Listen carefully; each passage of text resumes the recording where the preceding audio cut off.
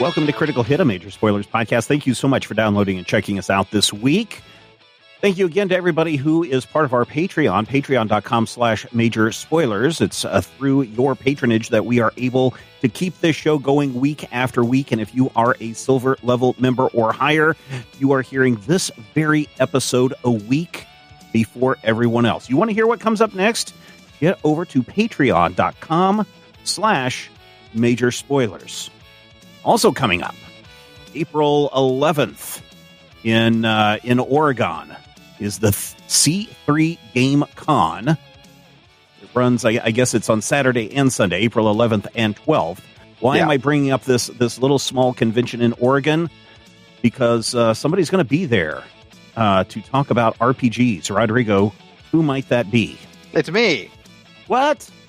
Yeah, everybody's like, Rodrigo never goes to conventions, and I'm like, I will go if you invite me to a convention to speak. So I think I'm going to be presenting both days. So if you go on the 11th or the 12th, you'll be able to find me. This is in Corvallis, Oregon.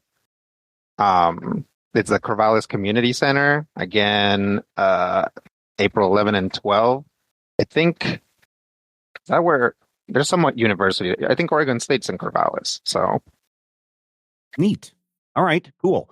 So you could go to the Corvallis Oregon.gov website in their Parks and Rec section, and they've got information on all of that, and you can buy your passes there, and you can go and see Rodrigo if you're up in the Pacific Northwest. Take the time and do it. 6-hour drive. Yeah. It's a hassle to have books on me, so I probably won't have any Tallest Rabbits. But if you already have a Tallest Rabbit and you make it there, I'll sign it for you, which is rare indeed. Yeah. All right. Very cool. All right. So go check that out. Check out patreon.com/major spoilers. And now let us deal with some serious repercussions right here on Critical Hit. Okay. So let's start out in darkness with maybe some loud sort of like static hiss noises. Chameleon finds himself sort of like kind of addled momentarily, at which point he is hit by a bright light as the sliding plates of his mech are forced open. And I don't know who's trying to get Chameleon out. We decide. I think I was trying to get him out. Yeah. Okay. So, Alex, why don't you go ahead and describe Tucson's mech real quick? All right. Unfortunately, he's taken a bit of damage.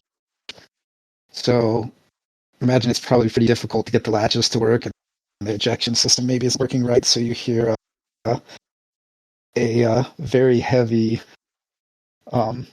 motor kind of sound as a chainsaw digs into part of your mech to break it away, and stops just short of actually getting into the cockpit when you see a couple of fingers of a large mech reach in and tear it open.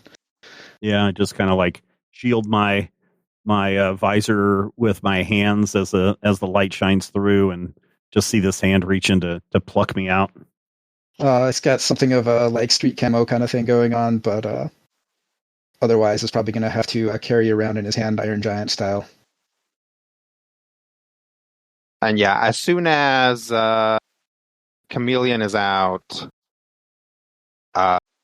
the explosions and pops and whirs of remaining combatants suddenly kind of jar him, sort of like bring him to what happened last time. Uncritical hit. Which was a big old fight. If you'll recall, Our brave adventurers were trying to extract some medical personnel, some Union medical personnel from a particular building in the Mohan Garden Metroplex. They decided to do this at a time when two police precincts or peace officer precincts were going to be having a skirmish to kind of determine the borders of their jurisdiction. Apparently, something that happens here. So everything was going. Everything was going until right at the end, a couple of ally mechs got destroyed, but the objective was safely extracted. So we'll pick up as everybody is moving away from that battle zone, heading towards the tree line, which you guys reach very quickly. The payload itself is a very large vehicle that is known as like a mobile emergency room, which has probably been explained to you by now, but everyone except for Tucson and Bandwidth would know as like an ambulance for rich people. Like if you're rich, you get this ambulance, which has like super high end care systems. The mobile armored surgical hospital. Yeah, basically. It is like also like lightly armored. It's like probably even more, it's like even fancier than it needs to be.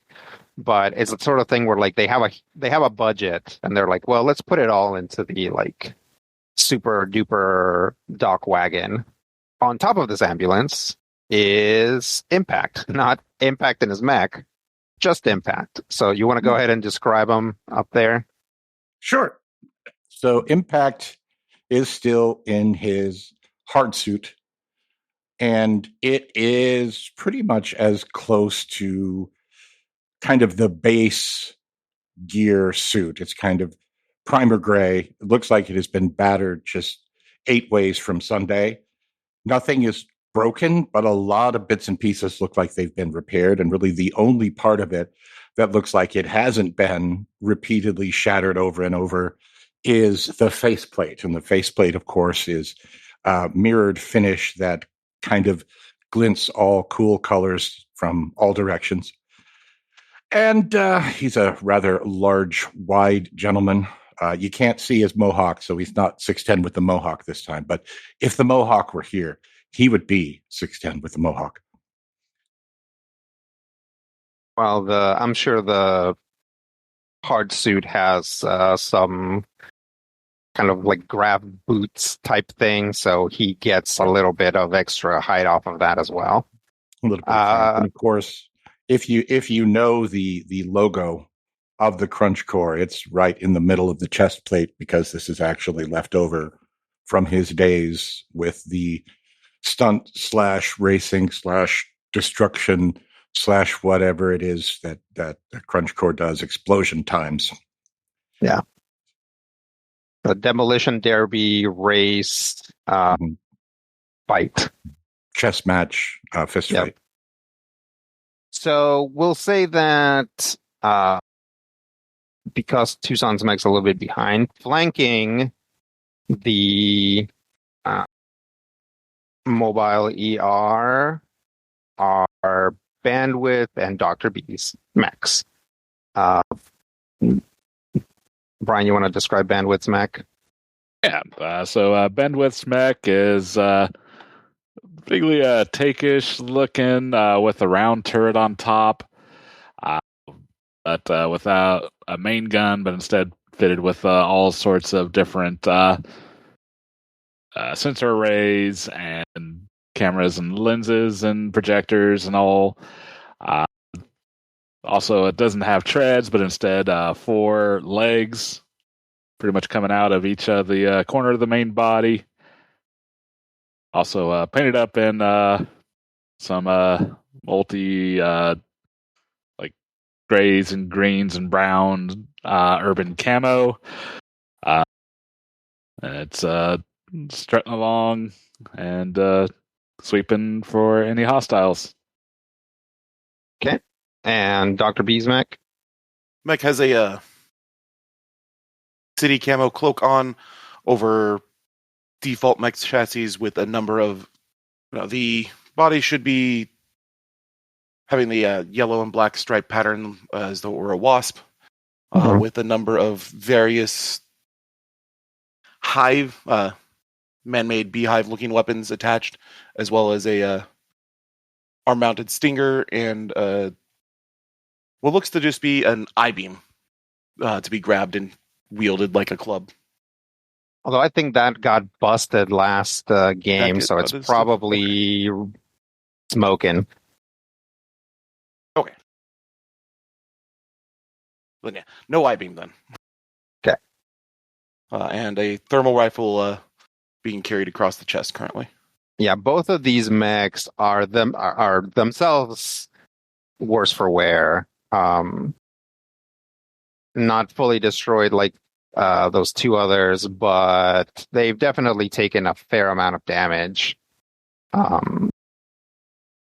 Your group, again with Tucson behind carrying Chameleon, you guys hit the tree line, and as you move into this basically forested park area, the sounds of battling behind you get quieter as the trees kind of muffle them a little bit. As you begin traveling in your heads-up display, you can see the coordinates for where you're supposed to rendezvous with the Jaguar House operatives. Right, the rendezvous point has been flagged. Not detecting any hostiles. Let's keep on heading. Keep a lookout. Yep.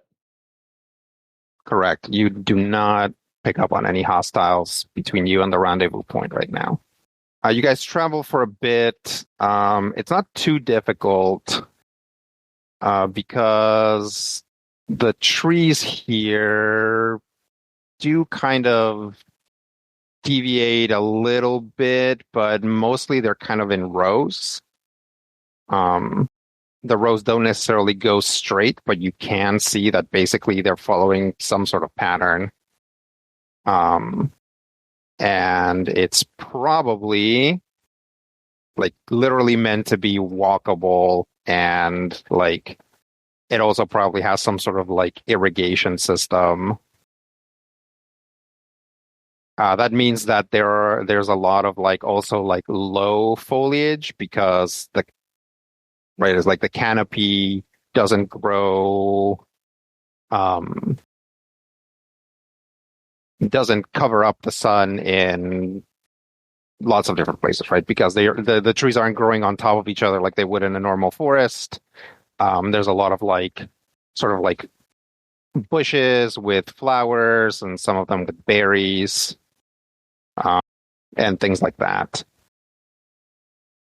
You guys travel for a bit longer and reach the rendezvous point. It is what immediately sort of looks like a huge manhole cover. But as you guys approach it, you hear a hissing sound, and it begins to rise. And beneath it, you see what you eventually understand to be like a very large elevator. It's sort of like this metal cylinder, but there are slats so you can kind of see through it and into it. Like half of it slides around to cover the other half. And inside there are three people. They are wearing variously hoodies, jackets, ball caps, sunglasses, gloves, and all three of them have kind of assault rifles sort of slung, and they're holding them, but in a relaxed position. And when they pop up, they're kind of looking around. Anybody who's, just most of you who spent some time with Chameleon, to you, those probably look like other than Chameleon, the three most chameleon-looking people you've seen. Like, it's like a big chameleon and a little chameleon and a lady chameleon. We can't really see anything because they're blending in. No, well, they actually kind of stand out here because they're like very, like much more like urban. Yeah. But yeah, nobody has a like an anti-photon like blanket or whatever Chameleon has. The ambulance pulls up, the back opens, and all of the scientists, along with, I think there were 3 Union Navy soldiers, file out. They are guided over to the elevator.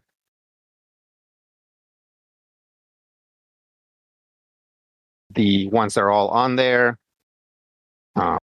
the woman nods to the smaller guy. He says something into some sort of communicator, and the elevator begins to lower.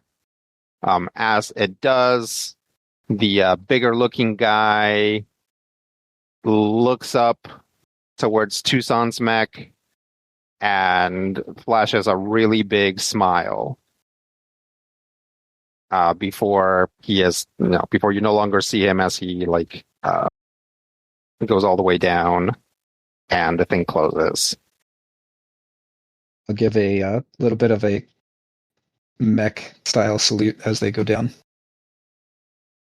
Okay. Mechalute. Once this happens, you guys are given a new set of coordinates to move towards for your extraction. Okay. Let's load up. Impact, who you riding with? Who's got space? I think any of us could probably accommodate you. I'll ride with bees. Okay. Are you riding on the outside of the mech or trying to get inside? Is there an inside that could contain another human? Not comfortably. Right. Then I will just grab a hold of whoever has the largest grabbing surface. Yeah, I mean, all of these mechs have probably actual handholds here and there. So you can climb up on Dr. B's mech's shoulders, and there's probably just straight up a little rung ladder that you can grab onto. I'll squat down so we can hop on more easily. I climb up the bees and try to stay between the hives. You guys begin moving towards the next rendezvous. Yeah. Yep. Bandwidth, you seem to have some of the best sensors in this team.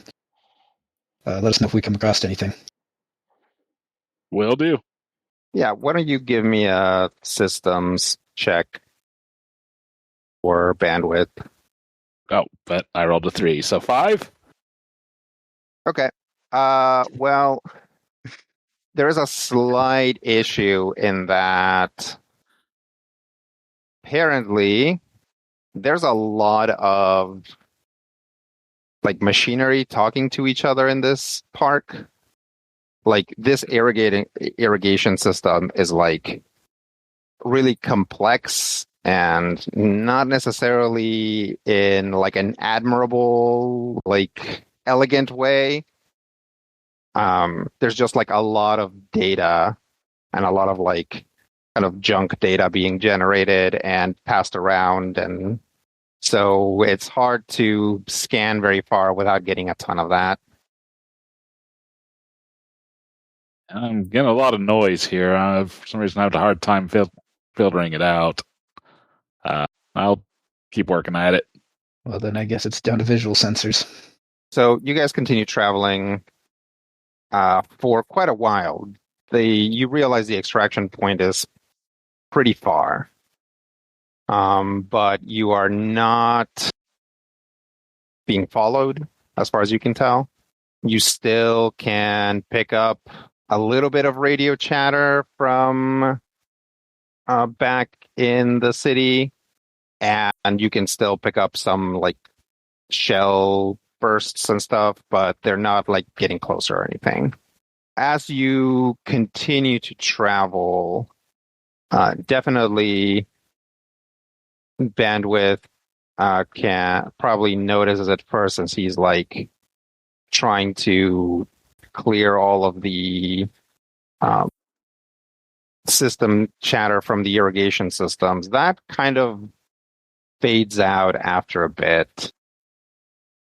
And you guys may also well realize that the trees stop being in orderly rows after a while, and you can decide if you notice this, but they're also different types of trees.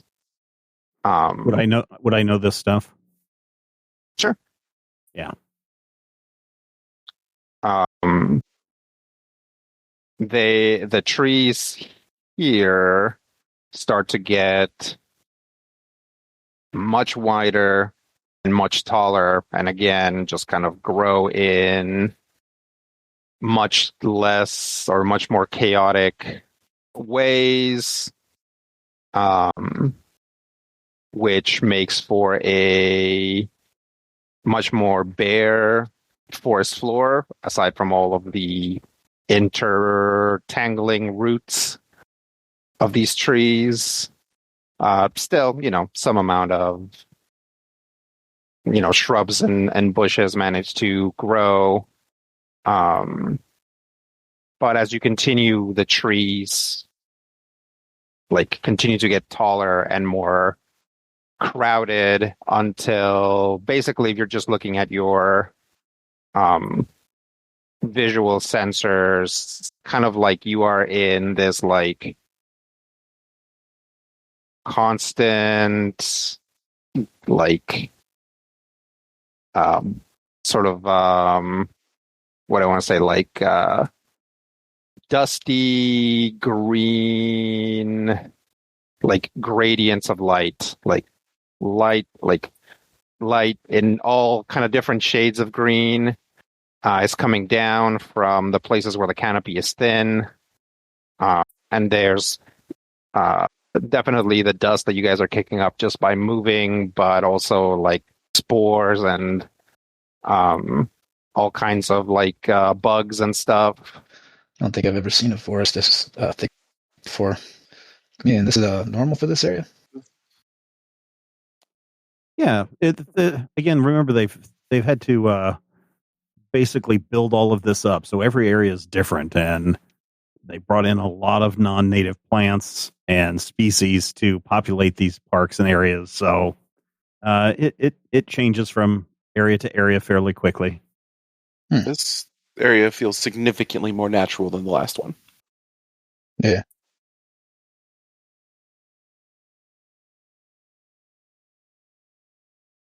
Does make me feel a little itchy, though. Can't see very far. Feel like we're in prime ambush territory. Could also be to our own benefit, though, too. I suppose that's true. Tucson does kind of feel like somebody's looking at him. Hey, Chameleon, you see anything up there? I step out on the end of his palm, and I'm looking out into the growing haze. Yeah, you do see something that doesn't look like trees. It actually looks like maybe some kind of like plastic, like some sort of plastic structure. Yeah, there's a building up ahead. I'll see if I can get an angle on it without getting to any closer. Okay. You kind of move a little bit laterally, and sure enough, there is some sort of building, but it's not complete. It's like maybe like the first floor of a 2 or 3 story building. It also looks like it's like covered in like moss. But it's like clearly some sort of plastic siding, or even like maybe the whole building's materials made of plastic. So it's like, normally if this was stone, it would probably be like completely green. And if it was wood, it might be like much more rot or whatever. But because it's this like white plastic, there are sections of it that look, if not pristine, then like very still clearly identifiable as like big plastic panels. How close are we to that extraction point? Still a ways. Well, structures have a tendency to have inhabitants. Let's maybe steer a little clear of this one. Sounds good. Don't want to disturb the locals. Yeah, I'll aim a little bit to the laterally around it, try to go around. As you try to go around it, before you really notice it, you find yourself in a building's footprint. You know what I'm talking about? Like if you like, say you were to demolish a building, like the foundation would presumably still be there. Mm-hmm. So basically you find yourself just inside, like you notice it after you basically cross the like quote unquote like threshold of it. But you are standing in what probably used to be a very large building. Large enough that all 5 of your mechs could stand in this footprint without any issues and still have a little bit of room to spare. Can we tell about how long ago it would have been demolished? Well, here's the thing. In the footprint, there is one of these trees inside of it. And these trees are very tall and very thick. So, unless this was built around it, which I guess it could have been. This has been gone for a while. This has been gone for a very long time. Hey, Chameleon, you said this whole area was organized for the city, right? Yeah. So did they demolish some prior structures to build it? They would do whatever they wanted to do in the name of beautification.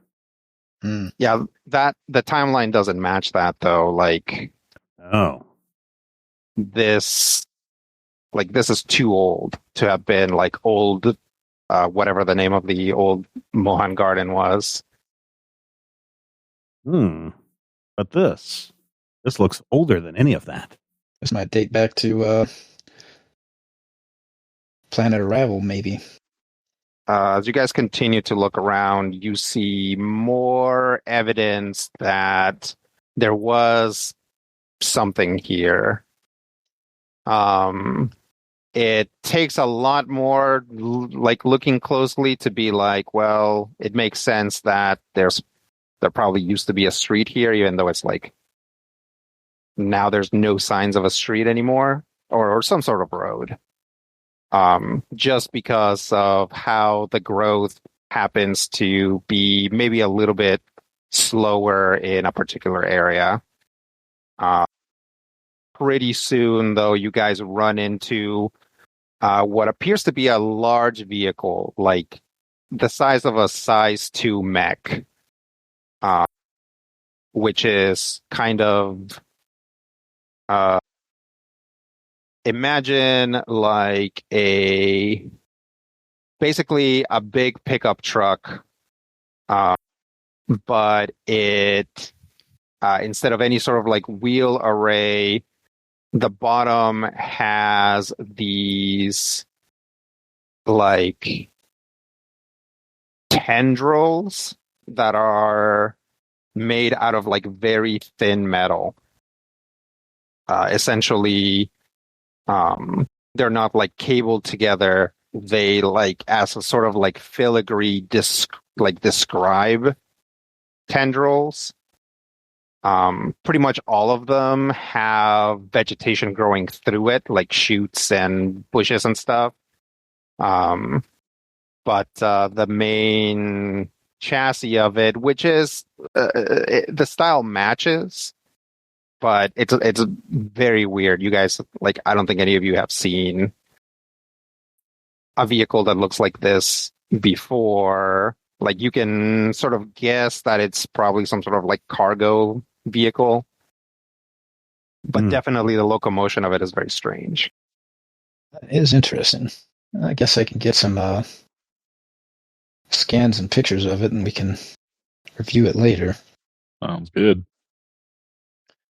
Yeah, I'll try to do both of those. Okay. Yeah, you can scan it, and you can take some pictures of the area, and you can scan the building remnants, which you find more of, and actually some of them, you find at least 1 2-story building that similarly is like cracked because trees' roots have sort of like upset the foundation, but it's mostly, it's like covered in like gunk and moss and probably insect nests and stuff like that, but otherwise it is recognizable as a building. You guys also find a few more similar vehicles in various states of like decay. If I climb down and look at these, do I find anything in these vehicles? You find some. You find one that has like the cargo area accessible, and you find like a bunch of canisters, but they are like open. Like they seem to be empty and open. Any skull and crossbones or yellow signs on the canisters? No.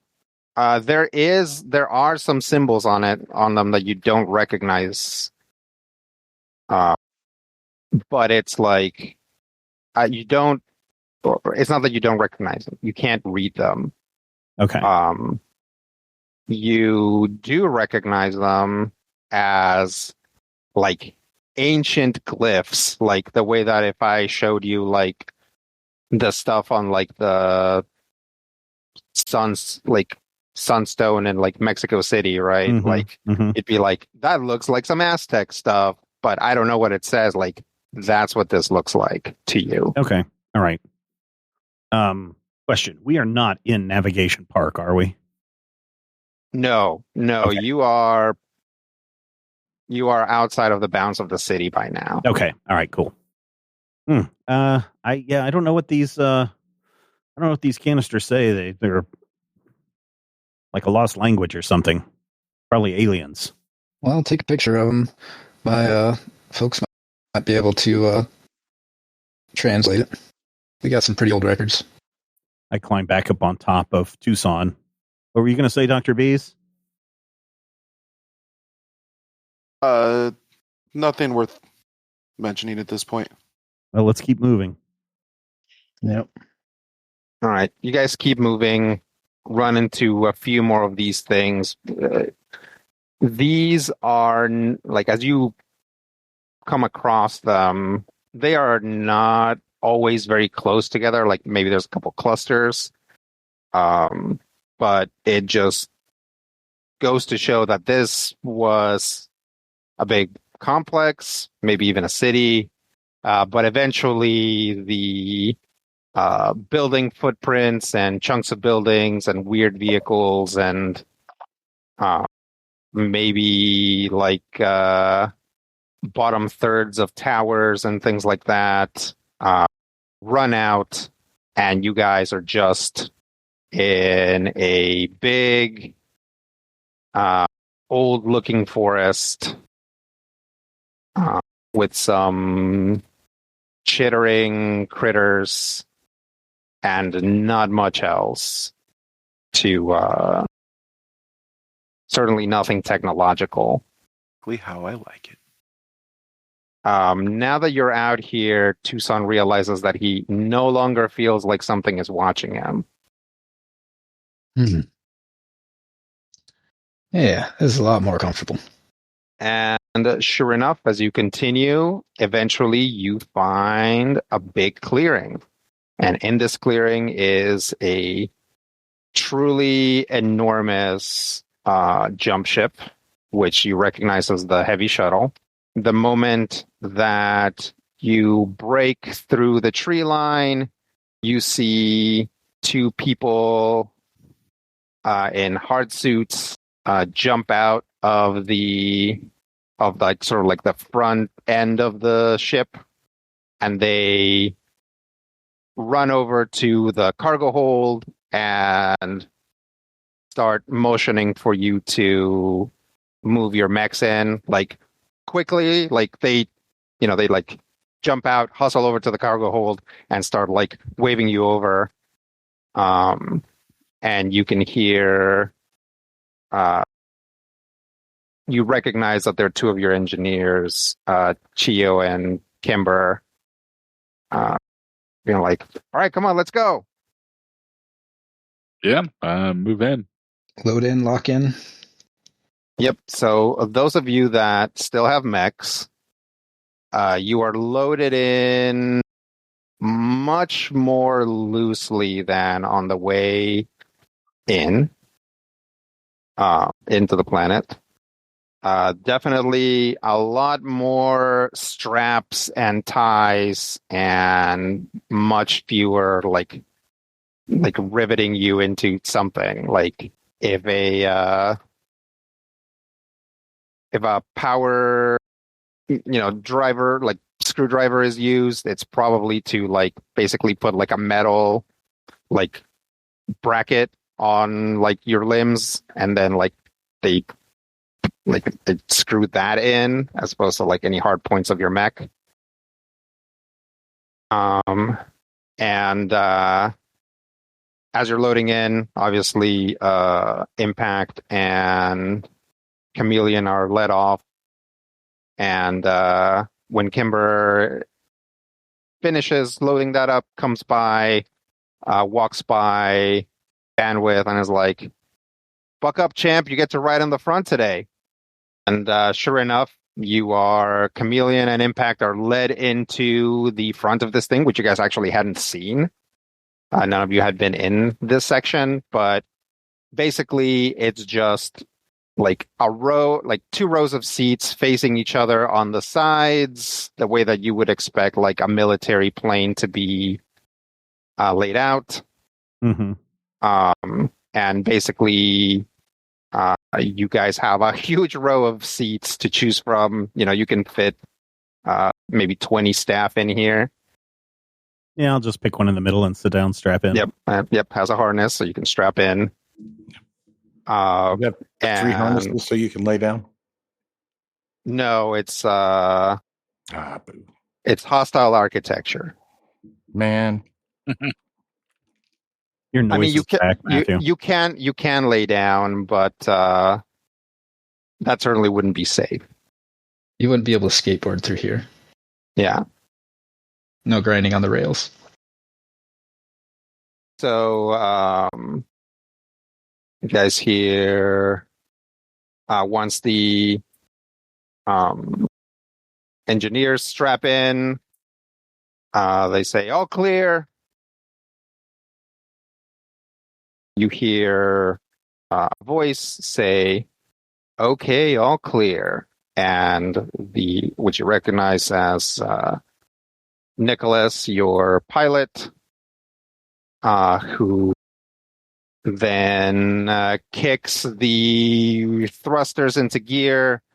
You guys begin to do like a vertical lift before some other thrusters engage, and you guys take off pretty fast towards the sky. Accelerate very quickly.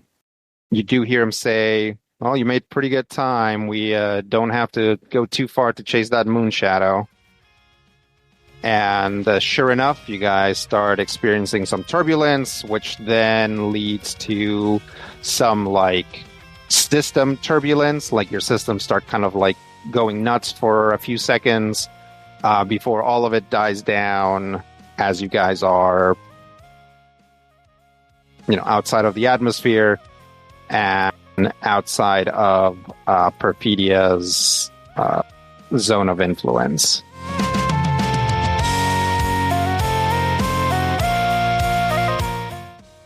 Critical Hit is a production of Major Spoilers Entertainment, LLC, and is produced and edited by me, Stephen Schleicher. If you have thoughts, questions, comments, ideas, drop us an email at podcast@majorspoilers.com.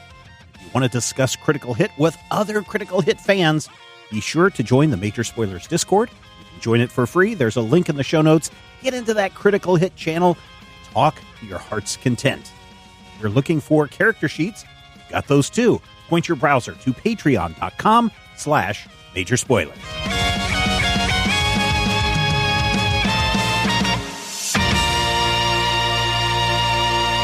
This podcast is copyright 2026 by Major Spoilers Entertainment, LLC.